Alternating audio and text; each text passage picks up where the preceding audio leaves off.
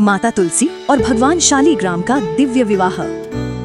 नमस्ते, मैं आपको सुनाने जा रही हूँ एक ऐसी अनोखी प्रेम कहानी जो है भक्ति और त्याग की। ये कहानी है उस पौधे की जिसे हम सब पूजते हैं, हमारी प्यारी माता तुलसी की। बहुत पुरानी बात है, राक्षस कुल में एक बेहद खूबसूरत शांत स्वभाव की कन्या ने जन्म लिया। उसका नाम था वृंदा। लेकिन वृंदा का मन राक्षसों की दुनिया में नहीं लगता था। वो तो दिन रात केवल एक ही धुन में डूबी रहती थी, भगवान श्री हरि विष्णु की भक्ति में। जब वृंदा बड़ी हुई तो उनका विवाह हुआ एक शक्तिशाली राक्षस राजा से, जिसका नाम था जलंधर। वृंदा जितनी सुंदर थी उतनी ही पतिव्रता भी थी। वे हर दम अपनी पूजा और भक्ति में लीन रहती थी। जानते हैं उनकी इस सच्ची भक्ति का क्या असर हुआ? उनके पति जलंधर को कोई भी युद्ध में हरा नहीं पाता था।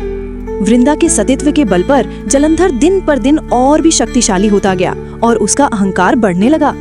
जलंधर ने अब स्वर्ग में देवताओं को भी परेशान करना शुरू कर दिया। सभी देवता बहुत डर गए और भागकर भगवान विष्णु के पास पहुंचे। भगवान विष्णु जानते थे कि जलंधर को हराना तब तक असंभव है जब तक वृंदा की पवित्रता और उनका पतिव्रता धर्म सुरक्षित है। जब जलंधर एक भयंकर युद्ध के लिए गया तब भगवान विष्णु ने एक बड़ा ही मुश्किल फैसला लिया। उन्होंने जलंधर का रूप धारण किया और वृंदा के पास पहुंचे। वृंदा ने अपने पति को देखकर उनका स्वागत किया। जैसे ही वृंदा का पतिव्रता धर्म भंग हुआ, उधर युद्ध में असली जलंधर तुरंत मारा गया। जब वृंदा को सच पता चला कि उनके साथ छल हुआ है तो वो दुख, क्रोध और पीड़ा से भर उठी। उन्होंने भगवान विष्णु को सामने खड़े देखा और गुस्से में शाप दे दिया। तुमने मेरे साथ पत्थर जैसा व्यवहार किया है, इसलिए तुम भी तुरंत एक कठोर शिला यानी पत्थर बन जाइए। वृंदा के शाप से भगवान विष्णु तुरंत पत्थर के बन गए। ये देखकर पूरी दुनिया में हाहाकार मच गया।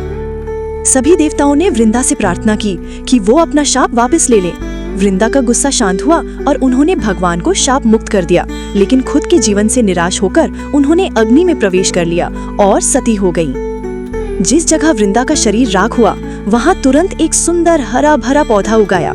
ये देखकर भगवान विष्णु का हृदय करुणा से भर गया। उन्होंने उस पौधे को देखकर कहा, हे वृंदा, तुम मेरी सच्ची भक्त हो, इसलिए तुम अब से तुलसी के नाम से जानी जाओगी और तुम मुझे लक्ष्मी से भी अधिक प्रिय होगी।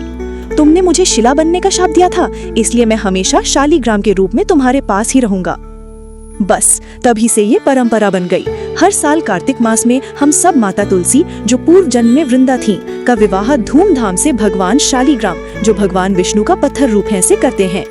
ये विवाह हमें सिखाता है कि भक्ति, त्याग और पवित्रता कभी व्यर्थ नहीं जाती और भगवान अपने सच्चे भक्तों को हमेशा अपने साथ रखते हैं।